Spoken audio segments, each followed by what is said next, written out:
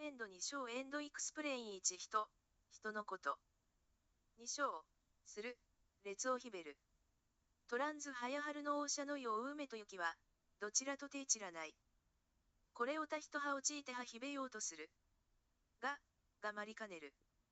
ただただ梅の城さは雪のそれには3分ほど及びばぬけれども、雪の方は梅のような清しらかな香りをしないのだ。しかし、梅だけあって雪がなければ梅の異性格をアップすることができず、一方雪があってがなければ人もいさを俗に楽ちやすい。夕日が西に国子の置いた。あたかも氷でした雪は梅とも将棋しく、春の姿を広しでしたのだ。アプレ普通の物とってなかなか面白い。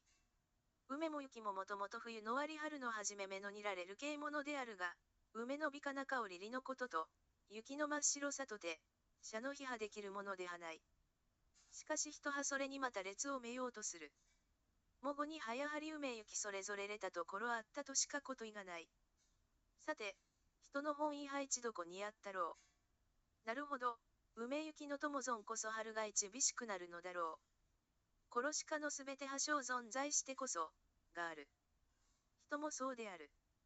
みんなは転ぶんのできることいっぱい努力すれば、世の中はどんなに良くなるのだろう。ライター作る者梅は、壮大の人、生涯は不明。